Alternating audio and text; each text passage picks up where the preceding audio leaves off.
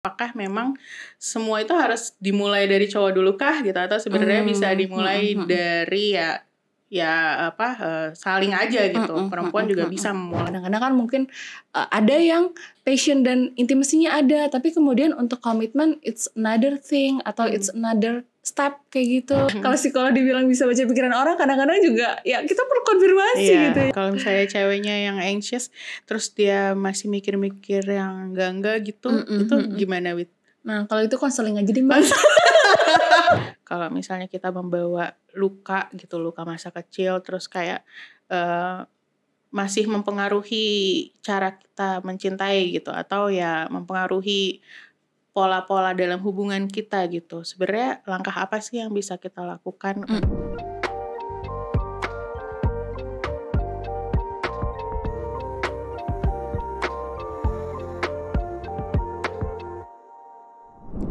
Selamat datang di Bisik-Bisik, ngobrol edukatif tapi tetap asik. Balik lagi sama aku Fitri, dan sekarang kita sudah kedatangan teman ngobrol yang spesial banget nih. Karena udah ini yang kedua kalinya datang ke podcastnya LPTUI, ada Widya. Halo Widya. Hai Mbak Fit. Apa kabar? Alhamdulillah sehat, lahir batin ya. Alhamdulillah sehat lahir batin ya. Emang kalau misalnya nggak lahir batin agak-agak... Ya kita kan di psikologi biasanya nggak cuma sehat fisik ya, tapi sehat mental yang kita tanyakan. Tanya gitu. aku juga Kalau dong. Mbak Fit gimana kabarnya? Alhamdulillah fisik aku sehat, tapi mental aku nggak sehat. Aduh, apa nih gerangan yang membuat mentalnya Mbak Fit lagi agak-agak nggak sehat? Akan dibahas di sini, enggak ya? Siap. Ini konsepnya curcol dikit ya? Iya dikit ya, nggak apa-apa ya, tipis-tipis curhat ya Wid. Nah, Widya ini merupakan konsultan di EAP dan konseling divisi di LPTUI, dan juga merupakan psikolog klinis dewasa ya, yang aktif praktik di LPTUI juga. Nah, Widya, kita hari ini mau membahas suatu topik yang menurut aku sangat menarik, karena memang kita tidak lepas dari hal ini gitu di kehidupan sehari-hari. Bahkan kalau misalnya di agama pun ada istilahnya sehidup sesyurga. Aduh. Gitu. Dan kalau aku yang pakai behel seiup semati. Lucu banget ya kadang kita kalau misalnya ngomong suka konteksnya suka. Maaf ya teman-teman bisik. Ya nggak apa-apa. Ini balik lagi, kita mau membahas apa tadi?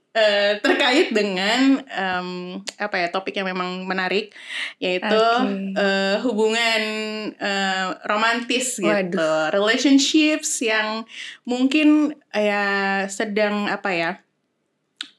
kita tahu gitu ya, banyak banget fenomena-fenomena terkait hubungan dengan lawan jenis gitu ya, sepasang kekasih gitu. Karena semakin kesini rasanya tuh definisi cinta Aduh. Ya sekarang tuh kayak definisi cinta atau kasih sayang gitu banyak banget ininya ya, dipeta-petakan gitu. Bahkan jadinya mungkin lebih kabur gitu.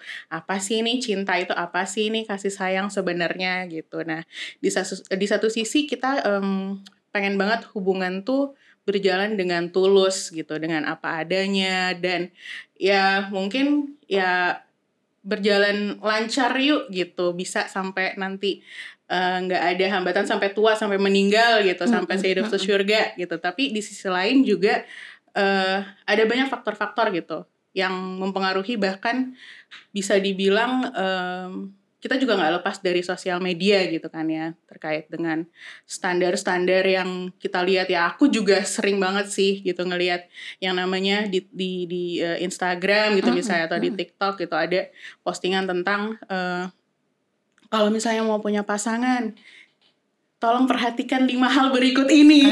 Terus kayak langsung kepikiran, emang harus kayak gini ya gitu. Terus kayak belum tentu dapat juga yang sesuai dengan apa yang diposting gitu kan, dan jatuhnya jadi beban atau pressure tersendiri nih di aku gitu. Bahkan ya kebetulan masih belum ada someone spesial, jadi dan I was had once or two tapi dalam kurun waktu yang berbeda ya, bukannya 1-2 dalam waktu bersamaan tentunya. ya, serem. Nah itu gimana nih, kita kan mau ngobrol dari sisi psikologis ya Wid gitu, dan aku ngerasa ini menarik banget dan aku pengen nanya nih ke Widya, kita pengen ya ngobrol-ngobrol lah terkait itu.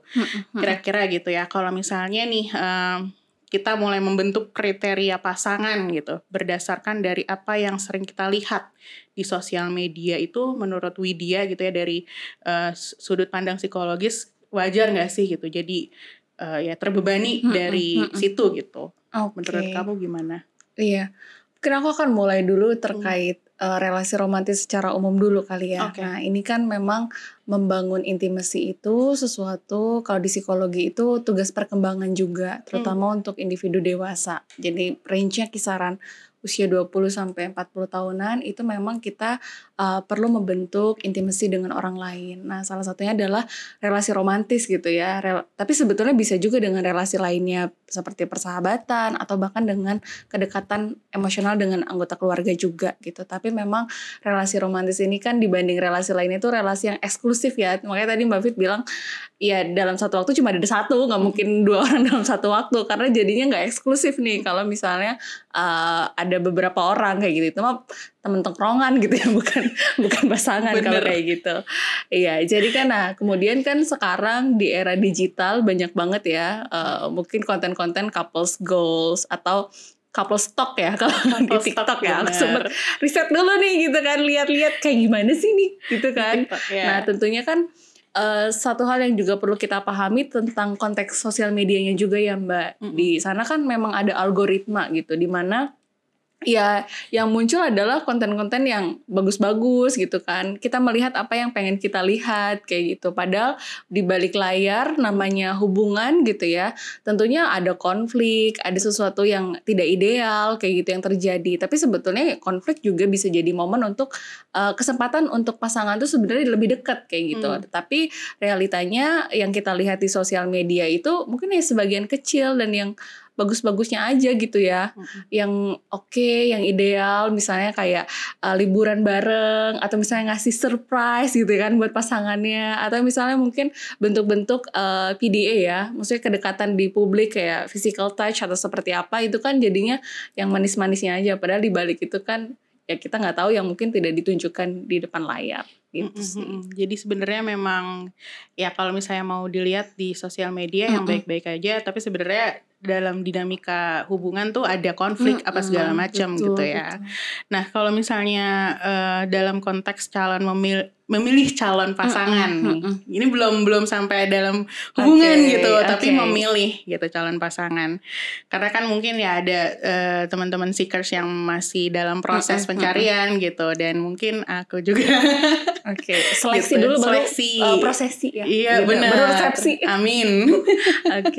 Kadang tuh di sosial media gitu ya, di sosial media ini ada yang bilang kalau cowok tuh harus bisa provide gitu, atau ada istilah trennya tuh if he wants he would. Padahal if she want she would gitu. Ya, padahal ya cewek juga aja. Bisa ya. Karena nggak perlu dimulai dari laki-laki dulu sebenarnya ya sekarang tuh ya. Jadi kayak menurut dari psikologi sendiri gitu, apakah memang semua itu harus dimulai dari cowok dulu kah gitu, atau sebenarnya bisa dimulai dari saling aja gitu, perempuan juga bisa memulai. Karena tapi sebenarnya kalau perempuan sekarang tuh kayak aku ngerasanya ya kalau cewek mulai duluan kayak terlalu agresif nggak sih gitu jatuhnya, jadi kayak itulah pikiran-pikiran itulah gitu. Kalau menurut Widya gimana? Iya, tentunya mungkin memang ada stereotip tersendiri ya terkait relasi ya, terkait gender juga, terkait laki-laki, terkait perempuan itu seperti apa. Tapi memang kalau dari pendekatan gitu ya, bagaimana kemudian dua individu itu bertemu kan macam-macam ya caranya gitu. Bahkan dulu tuh aku pernah penelitian nih Mbak Fit sama temenku gitu kan. Salah satu kita partisipannya adalah orang yang sudah menikah. Terus ditanya gimana awal mula ketemu sama pasangan. Tahu nggak, ada yang jawab karena kecelakaan motor terus ditolongin, Oh habis my itu jadi jodoh. Jadi kita nggak tahu kan dia seeker sekali aja kita ternyata di balik musibah tiba-tiba dapet jodoh. Ada berkah. Nggak gitu kan ya. Maksudnya Iya. jadinya nggak selalu misalnya tadi sudah ada di awal bahwa ya laki-laki mendekati karena memang sudah siap untuk memprovide dan lain-lain. Karena kan memang sebetulnya ada stage-stagenya pendekatan misalnya. Ya bisa jadi di awal tuh casual dating aja untuk berkenalan kayak gitu, untuk melihat cocok apa enggak kayak gitu. Kemudian baru nantinya kan kalau misalnya kita balik ke teori tentang cinta ya Mbak, ada tuh namanya dari Stanford. Cinta itu intinya ada 3 hal gitu ya. Ada passion di sana, ada hasrat kayak gitu, ketertarikan secara fisik, secara seksual gitu kan ya. Itu kan yang biasanya tuh sangat eksklusif ya terhadap pasangan, karena mungkin kita misalnya tertarik secara seksual juga ke siapa gitu kan ya, kan nggak random people. Kemudian ada intimacy, kedekatan secara emosional juga, dan yang terakhir adalah komitmen untuk jangka panjang. Nah kadang-kadang kan mungkin ada yang passion dan intimasinya ada, tapi kemudian untuk komitmen it's another thing atau it's another step kayak gitu. Benar. Jadi kan ya tadi ya dilihat juga stage hubungannya itu ada di mana. Oke. Jadi belum tentu kalau misalnya dia, tapi pernah nggak kayak dia lebih milih komitmen tapi intimasinya nggak ada gitu. Jadi ya udah sepanjang hubungan itu ya gue pengen berkomitmen tapi nggak mau intimasi gitu. Oke, ini fenomena yang ada di tipe-tipe pernikahan yang arranged marriage ya. Pernikahan yang dijodohin gitu. Nah ini biasanya tuh, atau yang aku pernah meneliti juga populasi orang-orang yang menikah dengan ta'aruf gitu. Itu kan biasanya memang ada yang misalnya sebelumnya ada yang udah pernah kenal, tapi ada juga yang memang benar-benar baru kenal saat proses ta'aruf itu sendiri kayak gitu. Nah biasanya kan ya memang belum ada tuh kedekatan secara emosi yang dalam banget, karena ya memang perkenalannya pun misalnya karena ada proposal terlebih dulu, kemudian juga diperantarai ya, ada mediator kalau di ta'aruf, atau misalnya kalau dijodohin mungkin zaman dulu Siti Nurbaya ya ceritanya gitu, itu kan juga dijodohin sama orang tuanya, jadi belum ada pengalaman yang misalnya kemana berdua kayak gitu, atau misalnya di talk berdua kayak gitu. Nah itu kan belum ada gitu pengalaman kayak gitu, tapi komitmen untuk memang berelasi jangka panjangnya ada di awal gitu, karena itu memang tujuan dari ta'aruf atau tujuan dari arranged marriage kan memang seperti itu di awal, tapi memang keduanya misalnya belum mengembangkan intimasi tadi gitu, belum ada kesempatan untuk eksplor ke arah sana. Oke, jadi prosesnya masih berjalan ya. Iya, dan itu setelah menikah baru gitu kan. Gitu. Oke, Masya Allah. Tapi memang idealnya itu tiga stage itu ya dilalui ya gitu ya. Oke. Nah kalau misalnya balik lagi ke standar sosial media gitu ya, kalau misalnya kita lihat kira-kira apa sih dampaknya gitu dari kita melihat berkaca pada hubungan-hubungan yang kita lihat kok romantis-romantis aja gitu di sosial media gitu, terkait dengan kesehatan mental kita sendiri gitu, dan juga apa dampaknya ketika kita ingin memulai hubungan gitu dengan pasangan gitu, apakah itu bisa dijadikan standar atau gimana, dan kesehatan mental kita tuh akan seperti apa sih gitu dalam proses itu. Oke. Iya, kalau aku melihat ya tentunya kan apa yang kita konsumsi di sosial media sedikit banyak itu akan membentuk pemikiran kita juga gitu, tentang misalnya persepsi yang ideal itu seperti apa, yang tidak ideal itu seperti apa. Nah ini kan yang ini perlu kita cek lagi nih gitu kan. Nah standar ideal di sosial media kan bisa jadi tadi sesuatu yang mungkin lebih ke apa ya, memuaskan secara visual gitu ya, yang indah-indah aja gitu kan, yang romantis-romantis aja, padahal realitanya di balik itu sebenarnya nggak seperti itu. Jadi orang tuh jadinya jadi lebih cemas nih kalau misalnya ternyata kok hubungan saya seperti ini ya, padahal yang saya lihat di konten sosial media itu seperti ini, atau bahkan di film romantis juga tuh Mbak Fit gitu kan ya. Ada misalnya aku kalau ketemu sama di balik ruang konseling gitu ya, misalnya merasa harusnya pasangan saya kayak gini, harusnya kayak gitu kan ya. Jadi ada ekspektasi-ekspektasi yang diberikan karena memang dia mempelajari hubungan yang ideal itu misalnya dari film romantis atau dari standar sosial media aja kayak gitu. Padahal sebetulnya ya konflik dalam hubungan, perbedaan pendapat, kemudian bagaimana couple working together akan hal itu, berkompromi dan lain-lain, itu satu hal yang sangat bisa diwajarkan gitu ya, karena bagaimanapun kita dua individu datang dari latar belakang yang berbeda, punya masa lalu yang berbeda, membawa kepribadian, nilai-nilai, kemudian juga ya baggage kita dari pengalaman masa lalu kan juga berbeda gitu ya. Jadi nggak apa-apa banget untuk akhirnya ada perbedaan dan kemudian bagaimana nge-solve-nya kayak gitu. Jadi kalau kita cuma punya standar ideal itu dari konten ataupun dari misalnya film romantis kayak gitu, khawatirnya itu tidak bisa menggambarkan relasi itu dengan lebih utuh kayak gitu. Jadinya kita lebih cemas karena misalnya standar ideal kita tuh tinggi banget, padahal sebenarnya bahwa couple kemudian bisa konflik dan kemudian cari resolusi konflik seperti apa itu juga salah satu standar ideal juga gitu ya. Ketika kita udah tahu caranya kalau berantem itu gimana sih cara baikannya kayak gitu, itu juga udah standar ideal juga gitu sih Mbak. Aku tuh menarik banget tuh yang membawa baggage atau hal-hal yang memang mungkin dia carry sebelumnya gitu dari rumah atau dari lingkungan dari dirinya juga gitu di masa kecil atau seperti apa gitu kan ya. Nah, terkait dengan itu kita masuk nih juga ada istilahnya kalau misalnya seekers gitu ya mungkin familiar gitu dengar istilah ada ghosting gitu, terus ada breadcrumbing, aduh susah banget ya ini istilah-istilah sekarang ya roti kayaknya ada remah-remah gitu ya. Terus juga ada istilahnya orbiting, benching, sampai ada dating fatigue gitu itu di sosial media juga. Tapi yang paling menarik adalah terkait dengan perilaku ghosting ini nih gitu Wit. Nah, kayak kenapa sih seseorang bisa dalam suatu hubungan gitu ya, dalam relasi romantis ada fenomena ghosting ini yang mungkin kita perlu remind lagi ya, ghosting itu merupakan perilaku seseorang yang tiba-tiba dia menghilang gitu dari misalnya dari komunikasi atau dari hubungan relasi, lagi romantis-romantisnya terus atau lagi ada masalah gitu misalnya, terus tiba-tiba dia hilang aja gitu tanpa penjelasan. Nah itu kalau misalnya dari sisi psikologis gitu ya, kematangan emosional atau kedewasaan emosional dalam seseorang itu apakah memang dia memiliki hal-hal yang dia bawa dari kecil gitu sehingga terbentuklah perilaku itu menghilang tiba-tiba, atau memang itu sebenarnya ya perilaku yang tiba-tiba ada aja gitu gitu, atau memang dia gimana sih kalau misalnya dari proses perilaku itu ya, kan di sini ada beberapa perilaku tuh gitu. Iya, sebenarnya ada riset-riset terdahulu juga sih Mbak Prit yang misalnya menemukan kalau bagaimana pengalaman di masa lalu terutama masa kecil itu berpengaruh terhadap relasi dia ketika dewasa.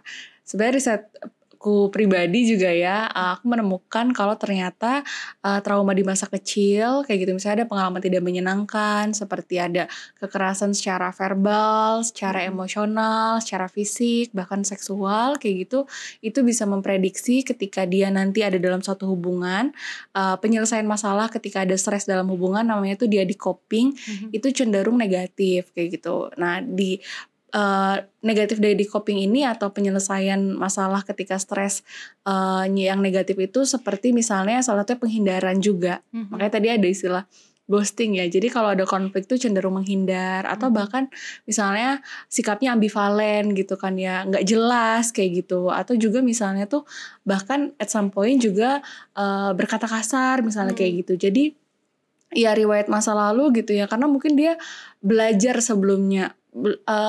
Padanan kata learn itu sebenarnya aku ngerasa learn di sini tuh bukan ke arah belajar, tapi maksudnya dia melihat gitu ya, mengamati dari misalnya kehidupan di masa kecilnya bahwa ya relasi orang tuaku sebelum itu seperti itu, jadi itu suatu hal yang dinormalisasi kayak gitu.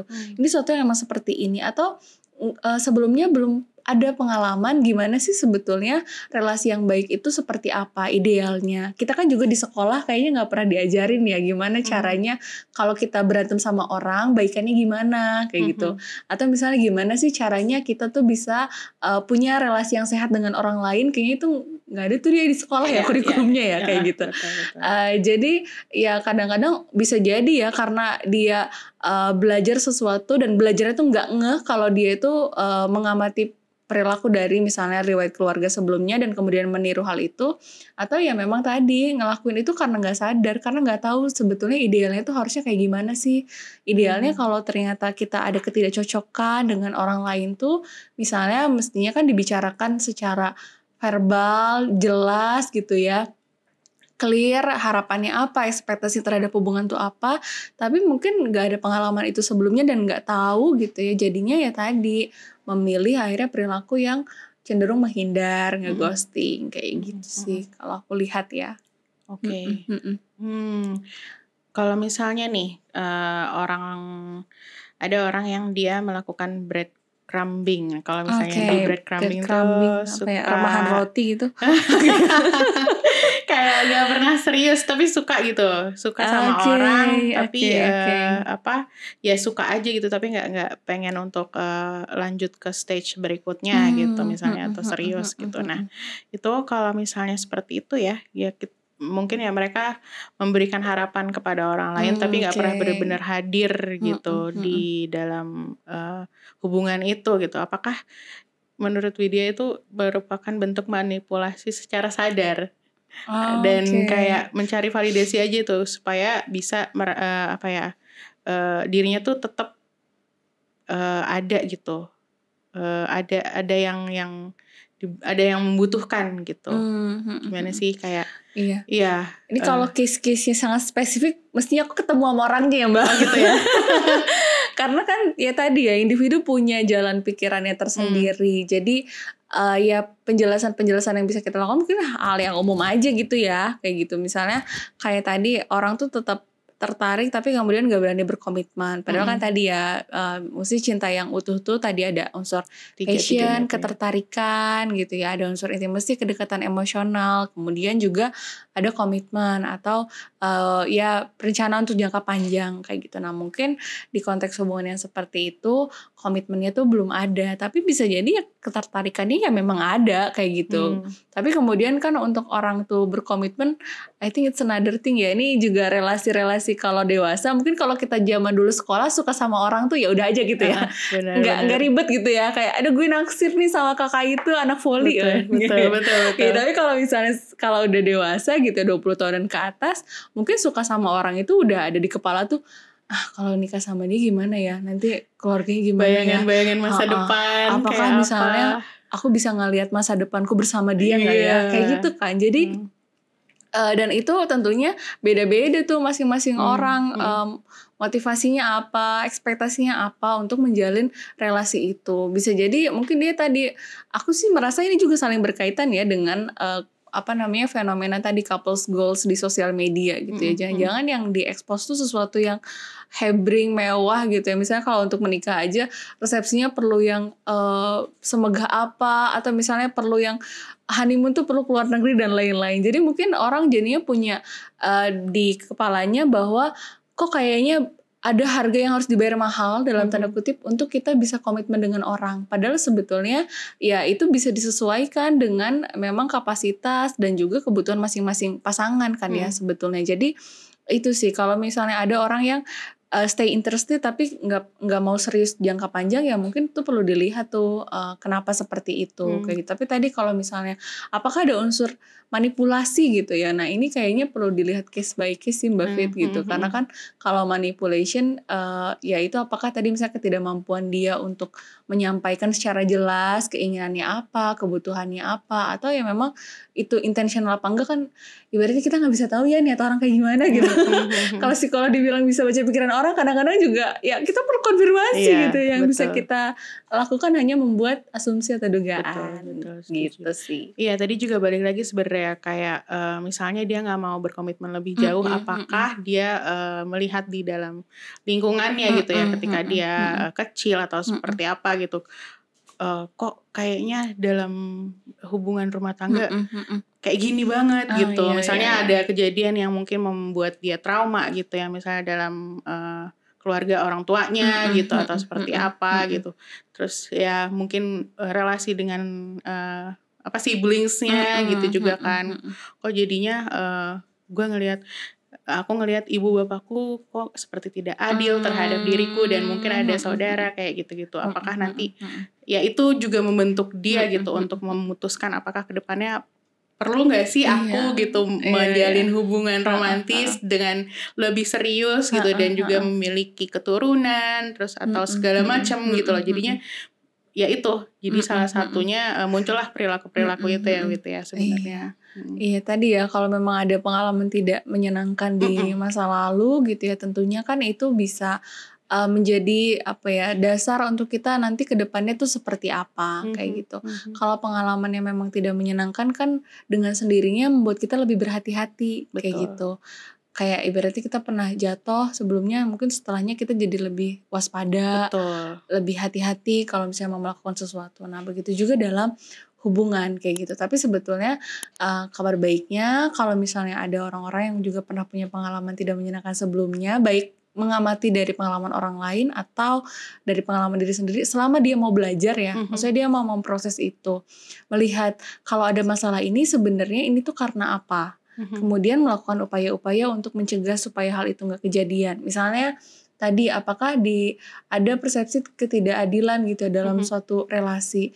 Nah sebenarnya individu ini bisa memilih juga nih untuk lihat relasi-relasi lain yang lebih sehat. Misalnya dia bisa aja ngelihat gimana ya hubungan orang tuanya temanku yang misalnya cukup harmonis. Atau misalnya dari orang dewasa lainnya di sekitar dia. Bahwa sebenarnya ya apa yang terjadi sama orang tuaku belum tentu nanti kejadian di aku juga gitu. Karena orang lain juga punya loh pengalaman yang berbeda kayak gitu. Selama kita mau belajar ya, mau tahu kenapa bisa seperti itu. Kemudian ya sebisa mungkin mencegah perilaku itu dilakukan kembali kayak gitu. Jadi sebetulnya bisa kok untuk nantinya punya relasi yang lebih sehat, berbeda dengan orang tua sebelumnya kayak gitu itu bisa. Itu setuju banget. Soalnya waktu itu sempat ngobrol juga nih sebenarnya ini real case gitu ya. Iya. Real case juga gitu, bukan case sih sebenarnya obrolan santai sama teman kantor juga gitu. Jadi sempat ngobrol kalau misalnya kamu jadi orang tua gitu, sosok orang tua seperti apa sih yang tidak ingin kamu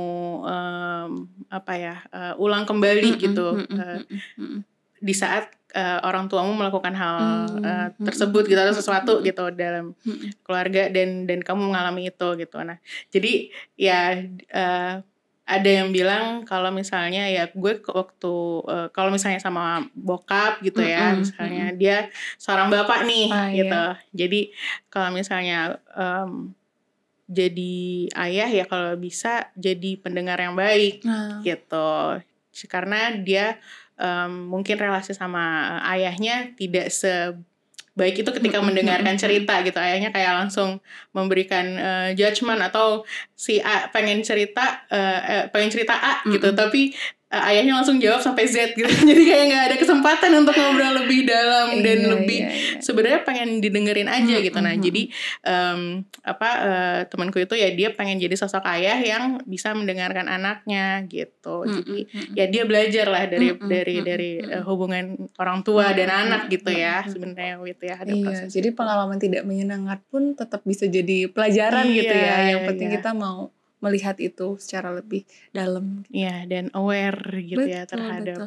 Sebenarnya aku senang banget sih Mbak Pit sekarang tuh kayaknya konten-konten seperti itu udah cukup banyak dan banyak orang teredukasi juga gitu ya. Bahkan termasuk tadi mungkin temannya Mbak Pit yang laki-laki juga gitu ya. Karena memang kalau misalnya aku biasanya ngisi kelas pranikah gitu ya, itu banyaknya cewek yang datang. Tapi sekarang trennya tuh udah mulai cowok-cowok juga datang. Kemudian juga kalau misalnya ada yang konseling tuh bapak-bapaknya juga udah datang gitu kan, menyadari kayaknya ada perilaku saya nggak oke nih ke anak saya kayak gitu. Jadi aku sih menyambut baik ya kalau akhirnya ini bisa jadi collective awareness gitu loh, kesadaran secara kolektif.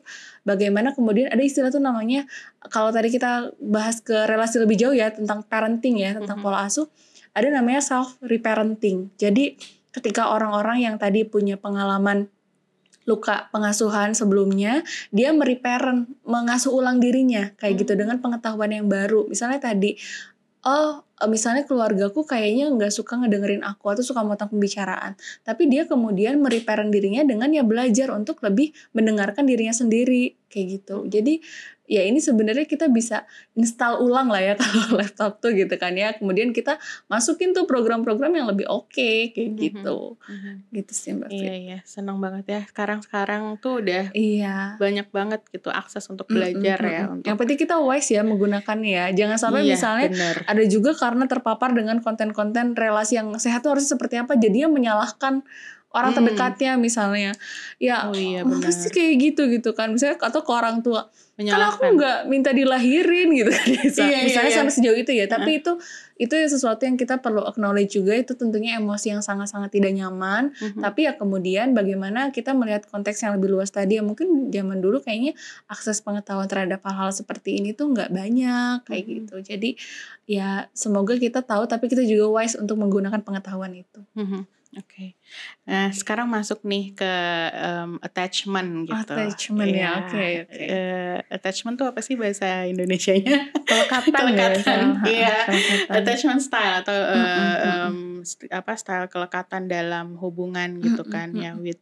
Jadi setiap orang tuh yang tadi Widya bilang gitu, membawa pola cinta yang terbentuk sejak kecil atau sejak childhoodnya dia gitu. Dan ada yang mudah deket, terus ada juga yang menjaga jarak, kayak tadi misalnya dia nggak baik hubungannya sama orang tuanya, ketika cerita orang tuanya malah nggak dengerin gitu kan, jadinya berjarak gitu kan. Ada juga yang takut ditinggalkan gitu. Nah, dalam psikologi ini kan tadi ya disebutnya dengan attachment style.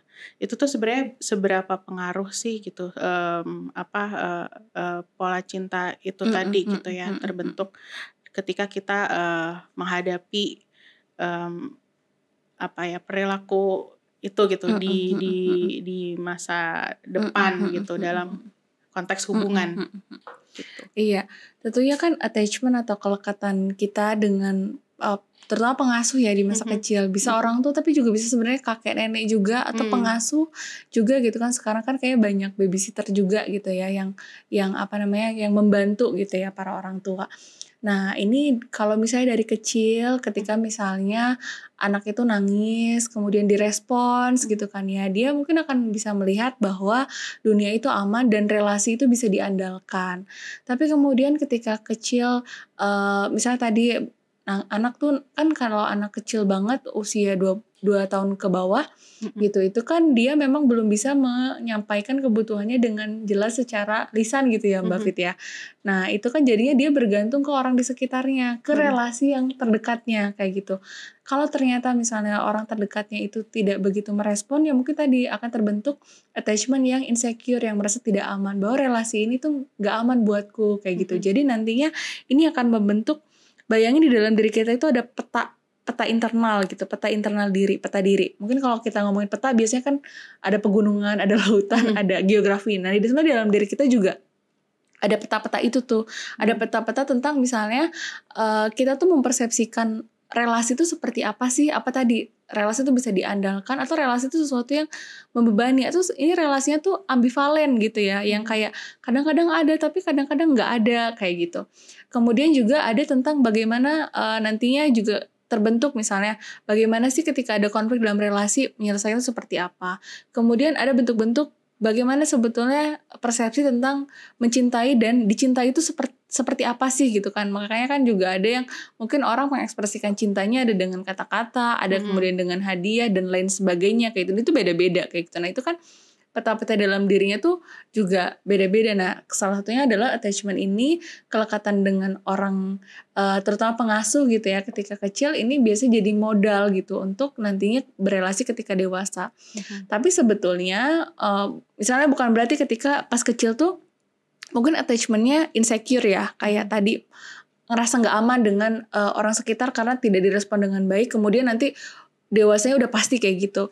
Tapi selama dia mau belajar di pertengahan dari kecil menuju dewasa itu, misalnya dia belajar untuk mengamati orang di sekitarnya yang aku punya relasi yang sehat loh dengan temanku, dengan sahabatku, atau dengan misalnya orang dewasa di sekitarku, misalnya guru pas sekolah kayak gitu.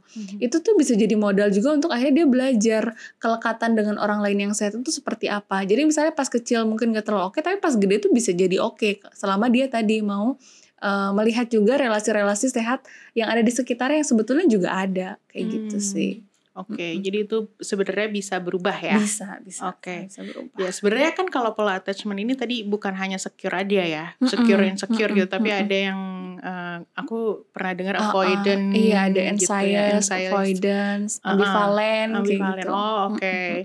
Ya itu jadi sebenarnya ada cerita lucu juga gitu Oke. di circle pertemananku juga. Jadi ada satu pasangan gitu ya. Jadi si ceweknya tuh anxious gitu. Kalau misalnya cowoknya avoidant gitu ya. Cowoknya avoidant terus kayak ditinggal langsung disamperin mulu itu si cowok avoidant. Pokoknya harus selesai juga kalau ada masalah tuh harus sekarang gitu. Jadi sebenarnya cowoknya pengen enggak aku mau sendiri dulu. Aku butuh waktu untuk memproses masalah ini gitu ya. Jadinya ya itu maksudnya enggak ketemu deh tuh, jadinya berantem lah gitu kan dalam satu hubungan ya. Itu mereka udah berkeluarga gitu misalnya, atau ya bahkan bisa juga dalam hubungan romantis yang belum serius gitu kan, itu jatuhnya jadinya sebuah masalah dalam suatu hubungan gitu.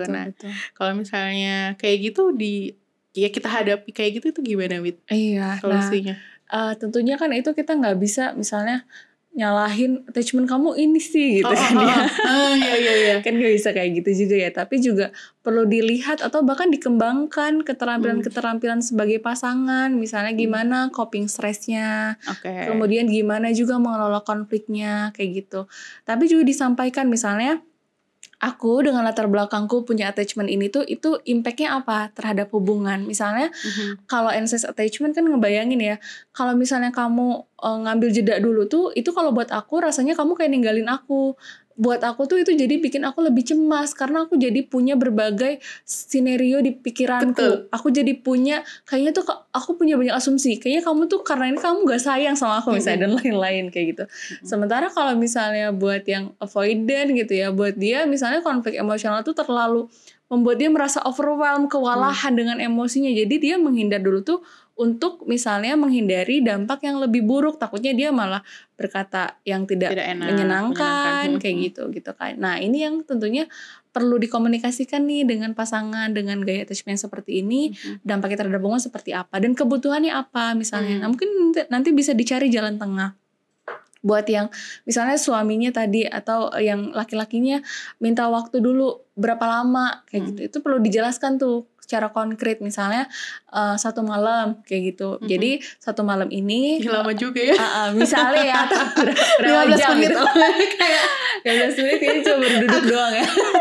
Tidur aja 2 jam gitu ya. Iya misalnya aku butuh waktu dulu misalnya berapa lama, dan itu bukan karena misalnya aku gak sayang sama kamu, tapi misalnya karena aku perlu waktu untuk memproses emosiku sendiri kayak gitu.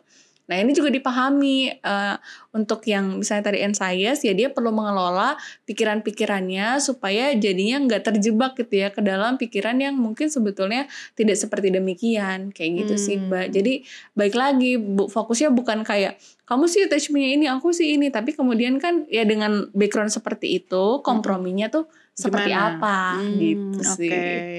Iya benar. Kalau misalnya ceweknya yang anxious terus dia masih mikir-mikir yang enggak gitu, itu gimana Wit? Nah kalau itu konseling aja deh Mbak.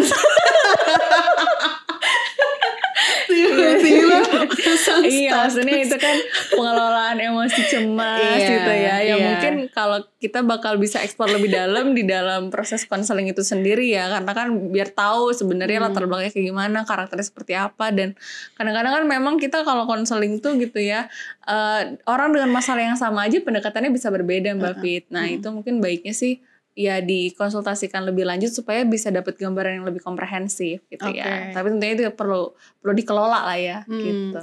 Seberapa penting sih Wit kita perlu mengetahui latar belakang kepribadian pasangan kita gitu. Misalnya kayak tadi bahasa kasih gitu ya, love language seperti word of affirmation, terus physical touch apa, quality time kayak gitu, dan juga ada lagi MBTI kamu apa gitu. Misalnya kamu extrovert, aku introvert gitu kan jatuhnya, jadi mungkin muncullah itu anxious dan avoidant kayak gitu. Itu tuh seberapa penting sih sebenarnya kita perlu gali atau ketahui dari pasangan, atau emang nggak perlu? Iya, sebenarnya perlu banget sih ya Mbak, banget ya. gitu ya. Kayak ya bayangin kita kalau pindahan ke satu tempat nih, ke satu tempat aja kita kan bawa koper banyak banget ya. Isinya mungkin ada ya pakaian kita, kemudian mungkin alat masak kah, kemudian ya buku-buku dan lain sebagainya gitu. Nah, ini kita mau tinggal bareng, tapi kita perlu tahu kamu punya barang apa, aku punya barang apa, gimana kita naruhnya yang misalnya itu sesuai dengan tempatnya, gimana naruhnya biar rapi, gimana jadinya kelihatannya enak, kelihatannya nyaman. Nah, itu pindah rumah aja kayak gitu ya. Apalagi ini mau berkomitmen untuk bersama-sama dengan seseorang dalam jangka panjang kayak gitu. Tentunya kita perlu tahu dia itu orangnya seperti apa, karakternya seperti apa. Sekarang kan mungkin ada juga asesmen tadi ya kepribadian gitu ya, dicocokkan, dilihat kecocokannya seperti apa. Pun kalau ternyata ada hal yang nggak cocoknya gitu ya, nah ini perlu dilihat juga apakah ini bisa jadi potensi problem di masa depan, kemudian bagaimana mengantisipasinya gitu. Oke, jadi memang perlu banget ya. Perlu banget tahu sih. gitu Ini kan ya. nanyanya ke psikolog ya. Kalau ke psikolog pasti penting banget gitu. Iya benar-benar. Makasih ya Wit. Iya, tapi kalau kamu nanya ke financial advisor pasti cara menghabiskan uang seperti apa itu penting gitu untuk diketahui. Iya benar. Pos-pos ini belanja segala macam itu kayak kan gitu juga ya. dalam rumah tangga penting ya. Iya benar. Gitu. Iya sih, setuju. Kalau misalnya aku juga ngerasa untuk tahu kepribadian pasangan kita tuh penting banget. Agar kita tahu gimana sih mengelola masalah gitu kan ya, terus juga emosinya dia seperti apa. Bahkan aku juga beberapa kali tuh sempat nanya gitu ke pasanganku yang sebelumnya gitu. Sekarang udah nggak ada. Aduh sedih. Nah, jangan ada lagi ya Bun. Amin. Gimana sih cara kamu menghadapi suatu masalah gitu? Ya kalau misalnya kamu dihadapkan dalam situasi A atau situasi tidak mengenakan, kamu akan seperti apa gitu. Jadi I can figure it out, dan aku bisa paham atau ngerti nih gitu dari sisi dia tuh, oh ternyata seperti ini gitu. Jadi kayak point of view ini tuh kadang suka luas banget gitu kan ya Wit ya. Jadi confirming, terus kayak diskusi dan komunikasi itu tuh sebenarnya penting banget juga sih dalam satu hubungan. Betul. Jadi ya itu penting juga. Penting banget. Nah, kalau misalnya terkait dengan balik lagi ke masa kecil gitu ya Wit ya.